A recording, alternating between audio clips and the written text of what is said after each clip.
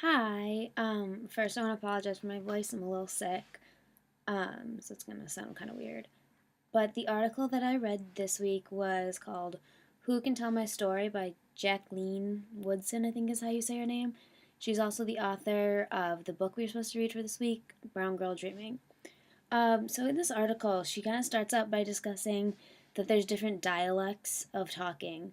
Through time, it changes, or when even in different situations or the groups you're with. She specifically talked about how talking with, with her grandparents and her family is different dialect than talking with her friends or colleagues. And from there, she moves on to when about her professional writing. Then she'll be either at award ceremonies or something like that, and there's always the question that people ask her, and she said the question was always, how do you feel about people writing outside of their own experiences? Um, and what about mainly about white people writing about people of color? I thought it was interesting that she said most people that asked this were white people. She said I think she said never any African Americans have ever asked her this question. But she kind of just thought about it, with changing society, how is that okay that only white people are asking me this question? Um, she kind of then went into how growing up she realized that no one really could tell her story but her, because she really experienced it and no one else would really get the feelings that she had for all the different situations she was put in. But then she also wondered why they would want to. And I thought that was interesting that she wondered about that. And then she kind of went into how when she was sat down to write her novel, kind of forgot the name, it was like Come Closer Softly or something.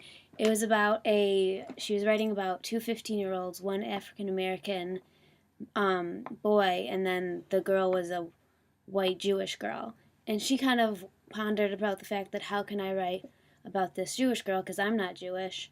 Um, but then she said she found similarities within herself and the characters. Like for the young boy, she said, "I've never been a boy, but I'm African American. I've always been black."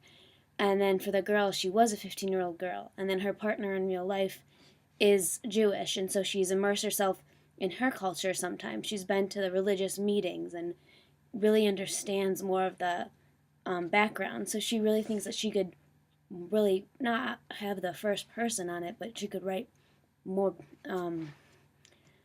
accurate kind of things. Then she said, I think it's interesting. She kind of ended the article talking more about accurate and authenticity. So she kind of says she thinks people can write, like outsiders can write about the uh, other things, I guess, but they'd have to have experienced it. They'd have to been there. I think she related it to if someone wants to write about sitting at her grandma's table, then they can, but they better have been there and experienced what it's like to be at that table and understand what they're talking about. This really related to our discussion in class about authenticity and accuracy. She said she wants accurate representations of hers and others' lives, but for that you have to have authentic or people that have had authentic experiences and truly immerse themselves in that thing. So you can't write from the outside looking in if you've never actually been there. So that's pretty much what this article talked about. I thought it was really interesting. It was really cool to see, at least an African American writer, professional writer's opinion and thoughts about this kind of thing, because it is such a big, prominent idea in literature. Thanks.